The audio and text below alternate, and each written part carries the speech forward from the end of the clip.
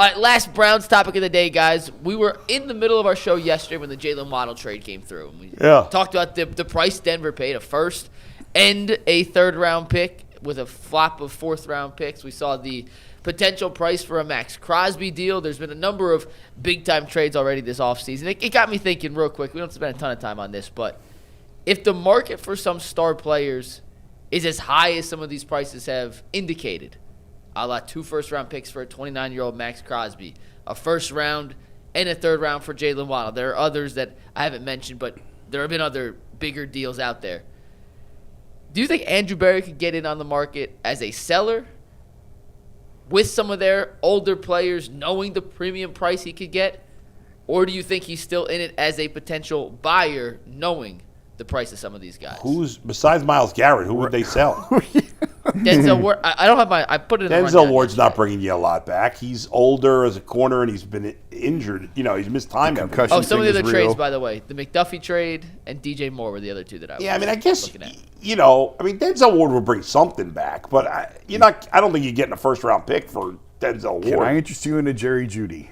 Yeah, no. Scratch and dent version. Yeah. And doesn't Myles Garrett's contract make him hard to trade? It makes it difficult. So as a seller, no. I don't think there's anything realistic as a seller. You think they've been priced out as buyers then?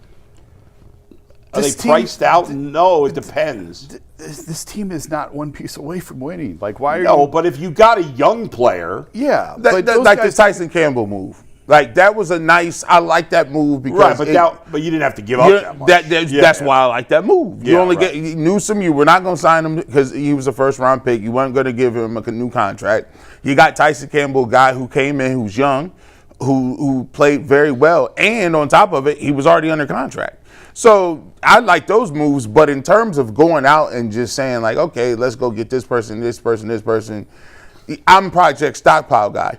But you have to do it in a way where it actually makes some sort of like sense, or where are you doing that at? And by the way, on the opposite end of the spectrum, some of the guys, the way it works is they're worth more value to you by just playing rather than having it on an open market. I just don't see who the Browns could get at this point. Like, who? Give me some examples. If a team is willing to move off a young player, why? Yeah. There's a reason behind it. And that's what I was reading that somebody said that about Brian Thomas Jr., who I've been interested in. Yeah, I'm like, why are they moving on from him? I still don't understand why. It wouldn't make any sense. I think in the end they're not going to trade him, especially if they are being honest about Travis Hunter mostly playing defense going forward. So who else is there?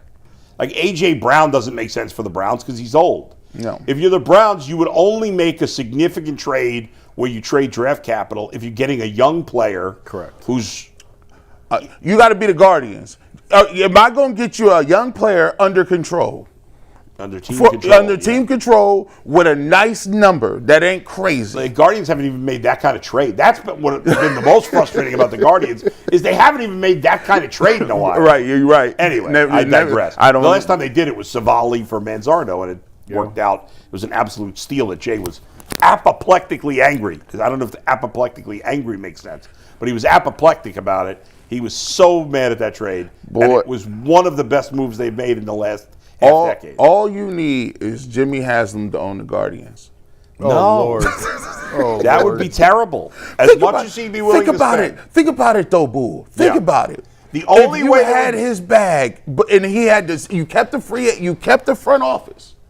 If he put in writing that he was not allowed to involve himself with the front office, then it could be okay. What if it was just a handshake agreement? I don't trust him. The guy ripped off his customers. I don't trust that. I mean, if you either had Dan Gilbert looks like he's a little more frugal now, but if you had Dan Gilbert or like the current Dan Gilbert, I could be the owner of the Guardians. I could do. That would be you in there. Yeah. But no, we don't have no.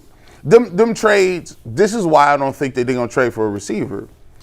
Because the amount that I'm seeing that these guys getting on the open market, back in the day, receivers were starting to get to a point where they're like, oh, you get a receiver anywhere, like running backs. Not as to that point, but the market kind of exploded for receivers, where it was like even middle of the road receivers were starting to get decent money, 16, 17. I mean, Alec Pierce got how much?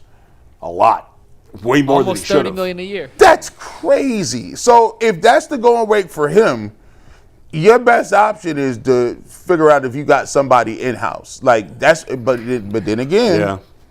I don't see the Browns making a trade for a player of significance.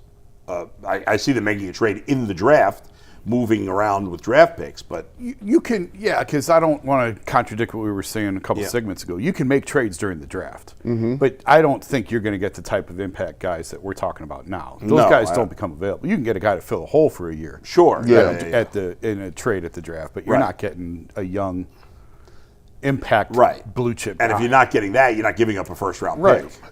That's why the draft is. You gotta eventually hit on somebody. Yeah. Like you can't just keep going about other people's houses, being like, "Hey man, can I borrow your tool set?" Yeah. Nah, bro, you got your own tools, bro. You're doing a lot of work. That's what Andrew Berry did again on the offensive line is trying to piece it together, and he got some okay guys. But the Browns still have no long-term answers on the offensive line. That's why they have to hit on one of those guys too. That's right.